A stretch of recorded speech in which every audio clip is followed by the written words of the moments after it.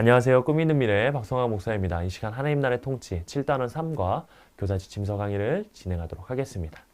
먼저 3과의 제목을 살펴보도록 할까요? 하나님의 뜻대로입니다. 읽을 말씀은요. 사무엘하 16장 1절에서 14절까지 말씀이 되겠습니다. 한번 말씀을 살펴보도록 하겠습니다. 다윗은 압살롬을 피해 도피하던 중에 시바를 만나게 됩니다. 시바는 사울 집안의 종으로 다윗이 무비보셋에게 준 땅을 관리하도록 한 사람이었습니다. 이 시바라는 인물은 떡 200개와 건포도 100송이와 여름과일 100개와 포도주 한 가죽 부대를 준비해서 다윗을 맞이하죠. 이는 다윗을 향한 충성심을 드러내고자 하는 시바의 계략이었습니다. 다윗에게 자신이 원하는 것을 얻어내고자 찾아온 것이었죠. 다윗은 시바에게 무슨 뜻으로 큰 선물을 가져왔느냐 묻습니다. 그리고 무비보셋의 안부를 묻죠.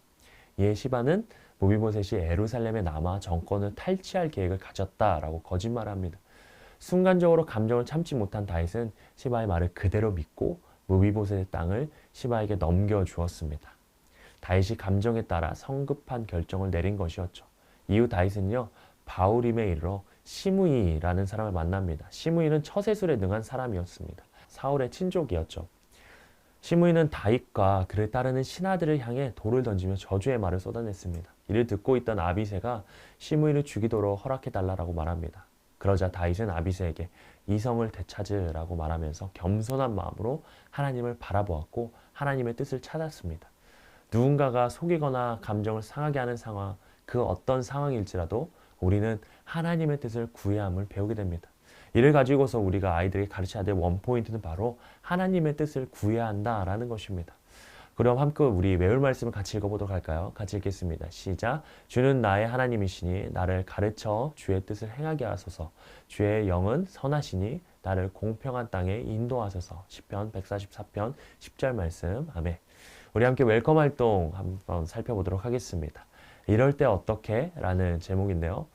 겉으로는 잘해주는 척하다가 뒤에서 몰래 나의 뒷담화를 하는 친구를 만난다면 어떻게 대할지 친구들과 나눠주시면 좋겠습니다. 선생님께서 이렇게 인도해주시면 좋을 것 같아요.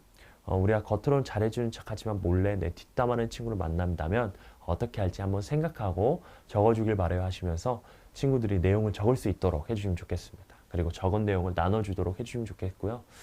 다 나눴다면 이렇게 정리해 주시면 좋을 것 같아요. 앞에서는 잘해주는 척하지만 뒤에서 욕하고 다니는 친구를 알게 되면 큰 배신감을 느낄 수 있어요. 몹시 화가 나서 친구에게 따질 수도 있을 거예요. 이렇게 누군가가 나를 함부로 판단해서 욕하거나 나쁜 이야기를 하면 마음이 좋지 않습니다. 그렇다면 나를 함부로 판단하거나 말하는 사람 때문에 감정으로 힘든 상황 속에서 어떻게 반응해야 될지 우리 함께 어드벤처를 통해서 살펴볼게요 라고 하시면서 어드벤처로 넘어가 주시면 좋겠습니다. 우리 그럼 어드벤처에서 세 가지 질문을 통해서 한번 말씀 살펴보도록 하겠습니다. 첫 번째 질문입니다. 다윗은 압살롬을 피해 도피하던 중 어떤 사람을 만났나요? 무비보셋의 종 시바와 사울의 친족인 게라의 아들 시므이를 만나게 되죠. 다윗은 아들 압살롬을 피해 도피하던 도중 무비보셋의 종 시바와 사울의 친족인 게라의 아들 시므이를 만나게 됩니다. 시바는 공경에 처한 다윗을 이용해 자신의 이익을 취하고 시므이는 가문의 원수인 다윗을 향해 저주의 말을 쏟아냅니다. 두 번째 질문입니다. 시바의 환대와 거짓말에 다윗은 어떤 반응을 보이나요? 시바의 주인 무비보셋의 모든 재산을 시바에게 넘겨줍니다. 무비보셋의 종 시바는요. 압살롬에게 쫓기던 다윗을 접대하면서 환대합니다. 다윗은 시바에게 무비보셋의 행방을 물었고 시바는 무비보셋이 다윗을 배신했다라고 거짓말합니다. 다윗은 순간적인 감정에 휘말려서 무비보셋의 재산을 시바에게 넘겨주는 어리석은 결정을 내리고 말죠. 세 번째 질문입니다. 다윗은 자신을 향한 저주를 퍼부었던 시므이에게 어떤 반응을 보이나요? 시므이를 죽이겠다는 아비새를 말립니다. 그리고 하나님이 허락하신 일이니 저주하도록 내버려 두죠. 사울의 친족인 시므이는 다윗의 원수였습니다. 시므이는 다윗과 그를 따르는 신하들을 향해 돌을 던지며 저주합니다. 아비새가 그런 시므이를 죽이고자 하지만 다윗은 이를 말립니다. 다윗은 감정에 휘둘리지 않은 채 모든 일이 하나님이 하신 일이라고 여기고 하나님의 뜻을 따라 행동하는 것을 보게 되죠. 이와 같은 말씀을 가지고 우리 함께 밸류 질문을 이어서 살펴보도록 하겠습니다. 밸류의 세 가지 질문을 우리가 살펴볼 텐데요. 세 가지의 그 형태에 따라서 선생님께서 우리 친구들에게 질문해 주시고 다양하게 진행해 주시면 좋겠습니다. 첫 번째 질문 한번 살펴보도록 하겠습니다. 첫 번째 질문은요. 모두 질문인데요. 아들 압살롬을 피해 도피하던 중이던 다윗은 시바와 시므이를 만날 때 어떤 마음이었을까요?